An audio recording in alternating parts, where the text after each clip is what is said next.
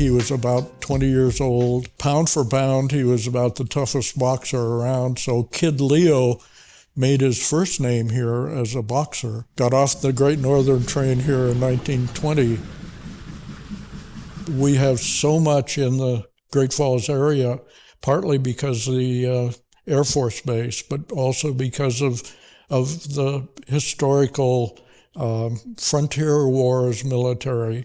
Well, once Great Falls began to build as a town, African Americans from Fort Shaw that were getting out of the Black Regiment that was stationed at Fort Shaw in that period came to Great Falls because there were service industry jobs and because the railroad had arrived, the Great Northern had arrived, and they could get railroad jobs. And of course, skipping way forward in World War II, when the new base was built east of Great Falls, today we call it Malmstrom, but originally it was Great Falls Air Base. And of course, the Army was still segregated at that point, so there were separate units of black soldiers, and that sort of doubled the population in Great Falls between resident African Americans and servicemen. And that's carried on through the Cold War and on into today, when you have the missiles replacing aircraft out at Malmstrom, but it's still a very important national security base. Roughly 10% on the average of the base population has been African American, and that makes a substantial addition to those that live in the Great Falls areas. We're sitting today in the Ozark Room in the History Museum in Great Falls, Montana. The Ozark Club was started on the lower south side of Great Falls, where we are today, because blacks were restricted, no city ordinance, but informally restricted to the lower south side. They were not welcome at the nightclubs or restaurants on Central Avenue or in the rest of Great Falls outside the lower south side. Well, World War II changed all that. Leo seized the opportunity, moved it to a new location on the lower south side, and opened what became one of the most famous black-owned jazz clubs in the West, and that's the Ozark Club. He was able to use the war to integrate the club. Whites and blacks would march up a narrow, dark stairway onto the second floor Ozark Club, and it sort of more than anything else, I think, opened up integration and opened up the scene in Montana. They came to the Ozark Club. Well, one night, Lionel Hampton and his big band played in this little club and just about blew the roof off. And Leo was such a charismatic character that the night that happened, Leo called the chief of police at home. He played golf with him. And he called him at home and said, you know, Chief, Lionel Hampton's going to be late coming in.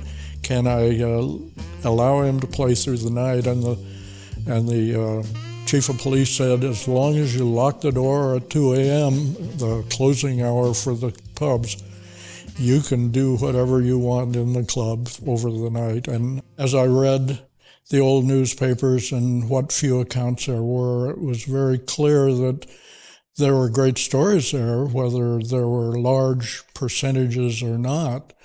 These are really important to both the community and also to the state. And it just shows, if you find a part of history that's underwritten, underrepresented, or been left out totally, like Black history was, you can make a difference. I was born in Great Falls at the old Columbus Hospital. My parents came to Great Falls in 1958. My father was a professional baseball player, and at that time he was with the Dodgers.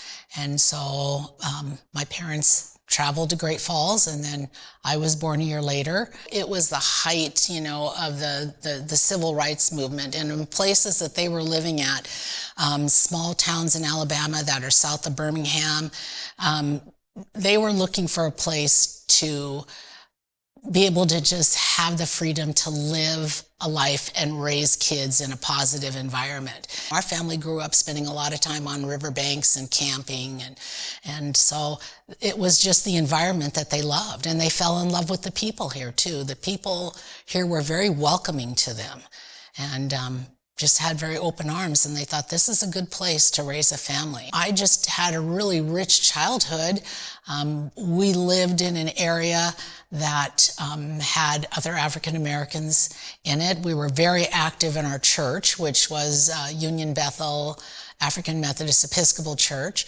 And we have a lot of adults around us that were very doting, even though we didn't have family. My parents were originally from Alabama, so they were a long way away from their extended families. Mostly the roles of grandparents, aunts, and uncles were kind of surrogate roles provided by people in the community, people in the church, neighbors. One of the reasons I'm so passionate about history is I grew up in a family that was storytellers. And those stories are so valuable. We learn so much from other people. They give us strength for our own difficulties that we're working through, and they inspire us. And to me, that's what history does.